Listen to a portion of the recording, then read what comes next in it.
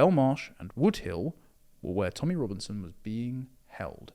Are we really thinking that they couldn't have held him in a prison that didn't have 30 to 40% of its inmates as the exact demographic that want his head on a plate? No.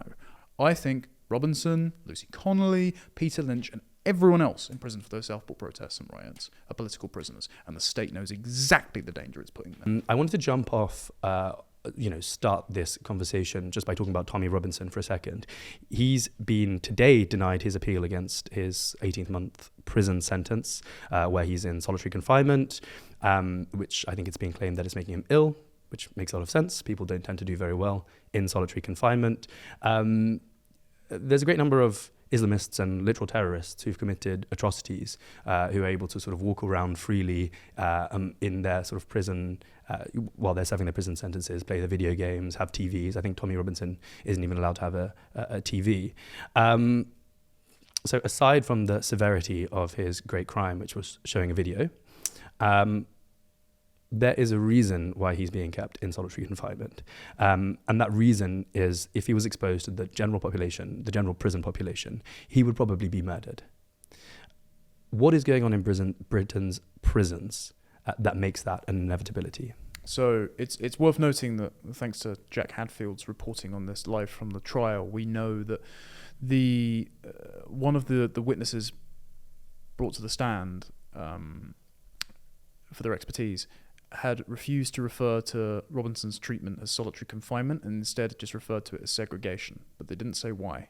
And even though they admitted it was having an adverse effect on his mental health, including that he's got an ADHD diagnosis, and that the last time he was in solitary confinement when he was locked up, I think in 2018, he lost a lot of weight and became profoundly depressed, so there is a risk of suicidality here. There was no thought as to change his conditions, but they didn't admit why.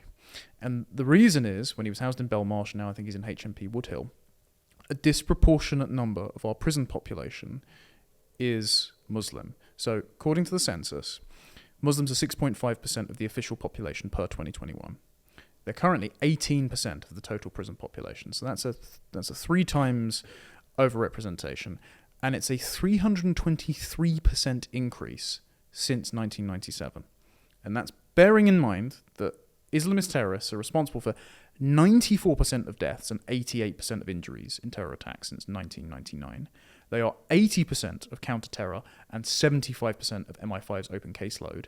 And despite suicide bombings, because obviously you can't lock up a corpse, they are 63% of terrorists in prison. In Belmarsh, where Robinson was just now, before being moved to his current prison, the last time they released their prisoner stats was 2019, and then 18% of inmates were Muslims. And these include infamous Islamist terrorists like Abu Hamza and Jem Chowdhury, both of Lee Rigby's killers, as Michael Alabalajo and Michael Adebowale, Motisu Chowdhury, the Parsons Green bomber, Ahmed Hassan, and until recently, until around 2020, Hashim Abedi. Now, Hashim Abedi is the brother of the Manchester arena bomber Salman Abedi, who killed 22 girls in 2017 by detonating a nail bomb in a pressure cooker at an Ariana Grande concert and wasn't stopped, unfortunately, because a guard was too afraid of being called racist to call him up on it.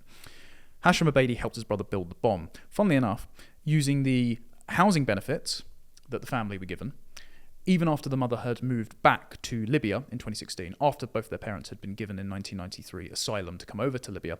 And then both parents moved back 1 month before the bombing in 2017 to Libya and have refused to cooperate with the inquiry. Anyway, so Hashim Abedi was in Belmarsh in 2020 until he attacked some of his prison officers. And he was moved to HMP Frankland.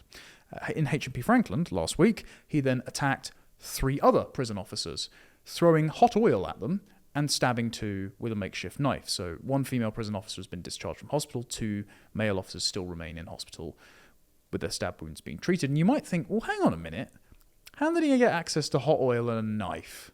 It's because this demented Islamist terrorist, who has already had 3 years and 10 months tacked onto his sentence after committing an attack on his guards in Belmarsh, notorious lockup for Islamist terrorists as well, and moved to a new prison, he was given kitchen privileges. even this extra sentence clearly is not a deterrent for these demented Islamists that Britain is packing into its prisons. And the reason that more time in prison is not a punishment is because Britain's prisons are basically madrasas now. In April in 2024, the Mail was reporting how British prisoners are subjected to forced conversions, they're subjected to forced Quran readings, or they have hot oil poured on them and they're tortured. 1 in 5 Muslim inmates is now a white convert, so they actually convert to Islam while in prison to join essentially a prison gang. And the largest gang in Britain's prisons are called the Muslim Brotherhood. Not to be confused with the actual Muslim Brotherhood, though judging by the fact that they're all called Muhammad, they're not very creative with naming. Some overlap. Yeah, at least in ideology.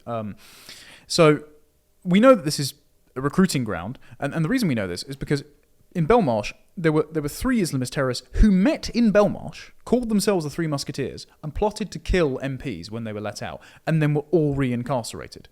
One Muslim inmate himself said in 2016 that Belmarsh, and this is the maximum security wing, so this is meant to be the safest place to hold these people, is, quote, like living in a jihadi training camp. So this is a breeding ground for Islamists, and if you don't subscribe to this ideology, you are either you are brought along by force, and it's a protection racket, right? So if you're in one of these prisons, you kind of have no choice but to sort of subscribe, sign up, and do whatever you need to do, convert, in order to get protection. Or it's not just a protection racket. The government knows that this is going on. Robert Jenrick's done a fantastic, Shadow Justice Minister, fantastic thread on this ever since the Abadi attack. They know it's going on, and so they outsource punishment for their political enemies to these prison gangs.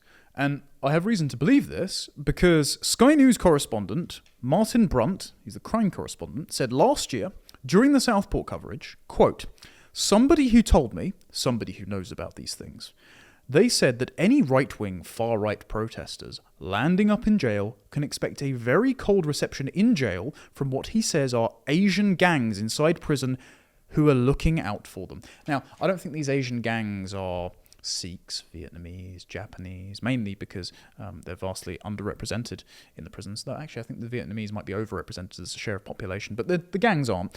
What he means are these Muslim gangs, the Muslim Brotherhood. And so if you have a prime minister sitting there and saying, these are all far-right Islamophobic racists about, I don't know, the people that were pretty pissed off when a second-generation Rwandan migrant stabbed a bunch of children and murdered 3 in a Taylor Swift dance class, the Prime Minister is putting a target on their back and then just throwing them to the wolves. And then you get situations like 61-year-old grandfather Peter Lynch, who did nothing violent, was engaged in non-violent protest at the scene of what became a violent riot in Rotherham, where some other people unrelated to Lynch tried to set fire to an asylum hotel. Lynch was thrown in prison, grandfather, heart condition, and we're waiting for the coroner's report, but it looks like he hung himself in prison. Why would that be?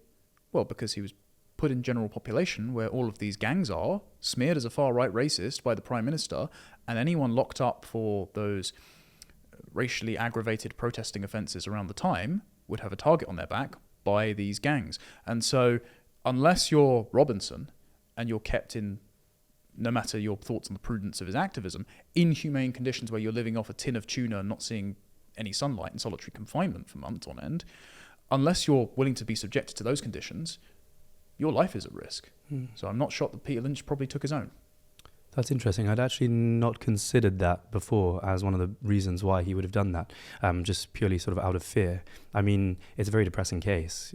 Like you said, grandfather, I think he was holding up a sign which was, it said, or shouting to the police, saying, you are the reason, you're traitors, you're the reason why these vulnerable girls are being raped. And yeah, exactly. And then obviously he was put in jail for being part of the disorder, and I think the judge had very harsh words for him. You've let everybody down, you've let your community down, you've let your family down, and then being in prison at that age, I imagine, is a very depressing thing, and it could very likely lead to somebody committing suicide. But this is another aspect which I hadn't considered, and so thank you for raising that. Along with that, he was very likely to have been fearful for his life, because there are these Islamist gangs who, and he has a target on his back. I think, so there's been 1,804 arrests as of January, and 1,072 charges. I imagine there's more now, but this is a lot of people that are potentially going to prison for off the back of these riots last year and the sort of disorder. And these are all people potentially with targets on their backs. More than have been imprisoned for the Rotherham rape gangs. It's worthy of noting, as Charlie Peters crunched the numbers, sadly, last week.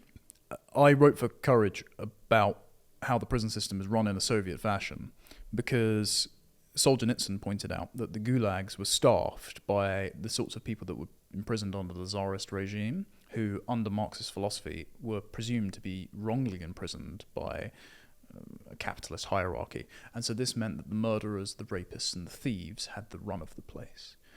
And so, if the prison gangs are allowed to conduct these forcible conversions and enact vigilante justice on people the Prime Minister calls far right, we are looking at a politicized gulag system operating in the UK. And just sheer demographic numbers will mean that prison guards are overrun by these gangs. And thanks to Juice 1882 on Twitter, he has done a demographic breakdown of this. So I would like to read out some of the prison populations by religion in this country. The number one is ISIS prison. Would you believe it? 45.4% of the inmates are Muslims. Then we have Hunterco, 43.9%, Whitemore, 43.5%, Feltham, 42.4%, Morton Hall, 42.1%, Cockenwood, 39.7%, Pentonville and Maidstone are tied at 37.9%, Woodhill, 37.7%, Long Martin, that is 37.4%, Mount, 33%, and Belmarsh at 31.9%. Reminder, officially, Muslims are 6.5% of the population. So what the hell is going on in British prisons? And also reminder, Belmarsh and Woodhill were where Tommy Robinson was being held. Are we really thinking they couldn't have held him in a prison that didn't have 30 to 40% of its inmates as the exact demographic that want his head on a plate? No. I think, just like the Attorney General made a bizarre intervention to bring charges against Robinson over X, personally for a civil matter, I think Robinson, Lucy Connolly, Peter Lynch, and everyone else in prison for those Southport protests and riots are political prisoners, and the state knows exactly the danger it's putting them in. It's a terrifying thought, really. Yeah, I guess so. I think Tommy Robinson's sort of exhausted his chances for appeal by now. So I suppose there'll be more information coming out on how he sort of progresses in prison. Just on those, I was just curious, for my own interest. You said there was 62% for people in prison for terrorism offences were Islamists, or were Muslim. 63%. Yes. I'm guessing the rest were sort of IRA, old school IRA, or sort of Irish or far right. You know, a few far right. Okay, yeah. Fine. Which is curious, because at the moment, ever since 2017, Islamist referrals. So are they being? But I don't know if you have the information on this. But are those people? So, for example, those people who would be put in prison for their contribution to those riots last year, would they be designated as terrorists? No, they wouldn't be charged under the Terrorism Okay, Act. They'd be charged under the Public Order Act, which is why adding a racial aggravation charge atop their guilty plea is giving them long sentences. Mm-hmm. Okay, so that figure of 63% probably does include some of the legacy terrorism which we've had in this country, which is no longer maybe some of the pressing issue. And probably in the last 10, 15 years, a lot of the terrorism has been even more skewed towards sort of Islamism. Yes, and but the body that is charged with intervening to prevent said terrorists from committing those attacks, whether it's Ali Harbi Ali, who murdered Sir David Amess in 2021, or Axel Ruda-Cabana, whose motive is still opaque. He was at least obsessed with Islamic terrorism, like the Manchester Arena and London Bridge attacks. And according to Robinson, while he was in Belmarsh, he saw him attending mosque. So that's something to throw into the mix. Prevent are just ignoring those cases. Ever since 2017, the peak of Islamic terror referrals, around the same time as the Manchester Arena bombing, when the same unit that governs Prevent, Raiku, told the entire country don't look back in anger because they didn't want us to get upset at Muslims for this terror attack. The referrals for Islamism have dropped. They've been outpaced by the far right, and now the predominant motivator for Prevent referrals is unknown. like just mental health or other family issues. And so this big opaque box, as William Shawcroft said in his review, Prevent, allows people to carefully circumnavigate Islam as a motivating and compounding ideology for terror while still making referrals. But because they're squeamish about Islam, people are going unreferred and slipping through the net, like Rudik Kabana, like Ali Harbi Ali, and going on to kill people. Right, so you'll have these sort of Islamists who are motivated by their sort of religious ideology, who then get designated as sort of mentally unwell, and they fall under that category.